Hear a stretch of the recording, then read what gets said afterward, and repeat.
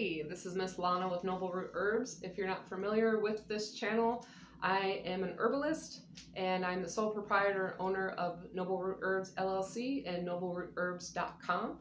And last week I did a video about vitamin C or Lipismol vitamin C, and we're going to talk about the hair grow oil that I was bringing up that I was going to make, and I was inspired to make it, so I went ahead and did that, and I tried it out, and I'll kind of go over the process of what that was and kind of give you a little bit of a baseline if you want to try it out yourself.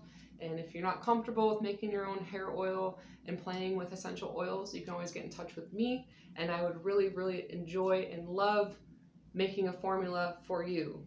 So let's get started. Okay, so I just have these little mason jars.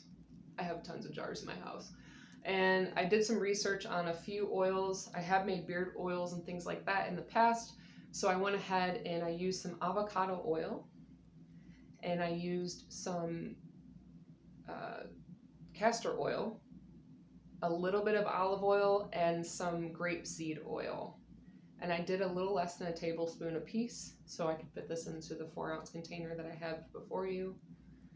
And I went ahead and I put in some hair growth, hair thickening, and hair health promoting essential oils. And what I did is I went ahead and I put in peppermint.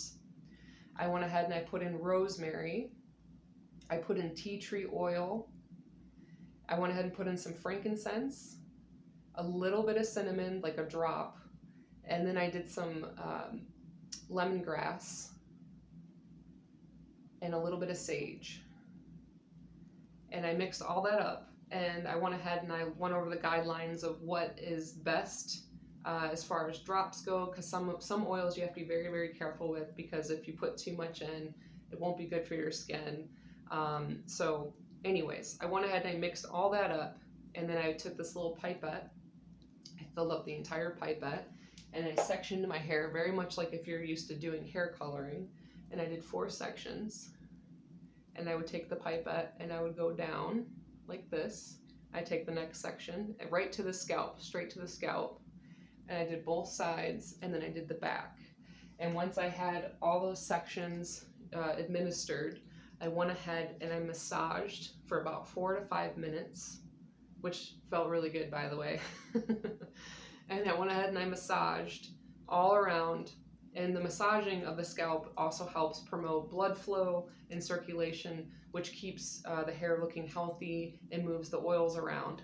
Then what I did is, you can put it in a plastic cap, but I just went ahead and bunned up my hair, and I put it in a handkerchief or hairkerchief, and was just ready doing my chores and doing my day-to-day and making stuff and doing everything I had to do. And that evening I rinsed out my hair with some moisturizing shampoo, and that was it. And then I waited a couple days for the next treatment, did the same thing, sectioned it into 4s, administered the oil, massaged, and then I slept in it overnight, bunned it up, put it, in a handkerchief in the morning, rinsed it out. Like today, I went ahead and rinsed out the treatment that I put in last night, and you'll see that there is some bounciness to the hair. I didn't use any conditioner, and you'll see that it's very shiny. I don't have a lot of fallout today. I do take collagen supplements and teas and different nutrient-dense type of herbs to help with my hair and my skin, because I am in my mid-30s, so I really need to take care of the inside as much as the outside.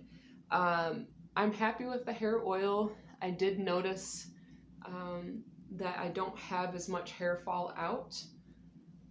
And then another great tip, if you're a person who uses a lot of hair products, like pomades and mousses and gels and things like that, if you get a lot of hair product buildup, is something that a lot of people don't even know that they have. They're not, washing their hair long enough to get that out.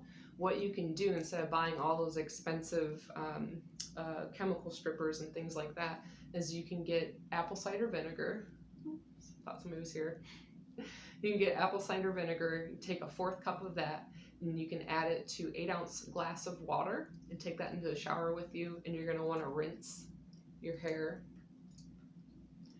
and get that really, really, really good. Work it in there and just let it set. Just stand in the shower, just kind of meditate, you know, put the hot shower on your back or whatever, and just chill for like a good 2-3 minutes. Just chill and then rinse that out. And that's going to help move all that dead skin and product buildup off of the scalp, and it's going to raise your roots a little bit. If you're a person who has very dry hair, very brittle hair, and you do the apple cider vinegar rinse, definitely put in a leave-in conditioner or a hair oil or a hair moisturizer afterwards, just to make sure that you're, you know, if you have split ends or again really dead hair, that it's not going to have hair fallout or breakage. So that's an important tip. Another thing that you can do, some of us have some beer in our fridge from an old party, or a boyfriend or husband or girlfriend or whatever your partner is in life, partner in crime. You can take one of those old beers and you can do a beer rinse, and it makes your hair very shiny. And it actually helps thicken the hair because the hops is very stimulating to the scalp as well. And the carbonation in the soda water will actually help do the same thing that the vinegar does. And it's going to get down into the pores, and it's going to take all that gunk out of the pore and have nice airy airflow for them to breathe and to create new, nice, nourishing oils for your mane. So definitely give that a shot as well.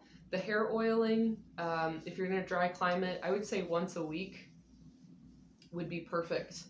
If you're in a pretty humid, kind of, you know, sticky climate like Florida type place, I would say once every other week is fine, because it's going to help keep the frizz down and keep the shine going. If you're in a climate that's maybe more northern, like if you're going like more like a Midwest, I would say once every 2 weeks is really good for your hair. And you can do a hot treatment too. You can take a hair dryer once you have it up, and you put on like a, you know, your hair cloth, or you put on your plastic cap. You can take a hair dryer and get it nice and warmed up and let it sit for a few hours or overnight, and then rinse it out. So hair oiling is something that's been around since the Egyptian and Roman times. It's nothing new. Again, it's essential when you live in a dry climate. I learned the hard way. I moved out west and didn't think to oil my hair as often as I should, didn't think to moisturize it as often as I should, and I paid for it. My hair has very much thinned out since living back east, because I didn't take care of it properly, because I didn't really think about it. You don't think about it. You know, you get used to a routine, you move somewhere new and you do your regular routine. You don't think about adapting to the environment that you're now in. So just a pro tip, if you move out west or to a desert, moisturize your skin, girls. Moisturize your hair. It's really important. So, and definitely, you know, collagen boosting herbs and supplements and things of that nature will be a saving grace, not only, again, for the inside, but the outside as well. So I hope that this was insightful, and I look forward to seeing in the comments if you've made some hair oils on your own, or if you want to try, you know, what I did and had some results. I would love to hear about it. If you don't want to mess with it and you're not really sure where to start, you can get a hold of me on NobleRootHerbs.com, and you can also give me a call, text, or an email and get in touch with me directly. It's really up to you. I will be traveling back east in less than 2 weeks. I'm going to have some video footage of that and some really cool places that I get to show everybody, so I'm excited. Fingers crossed with all the stuff going on that my flight doesn't get canceled. So that would be great. So put the good vibes out there. Other than that, the next video I think will either be an herb of the month, or we'll talk about sleep herbs like sleepy teas and other over-the-counter products that you can find near you that won't be detrimental to your health, that will help you have better sleep. So keep an eye out for that video. Thank you so much for popping on my channel. Please like, subscribe, check out the website, check out the socials, and just remember that wellness always starts at the root. So take care. Bye, guys.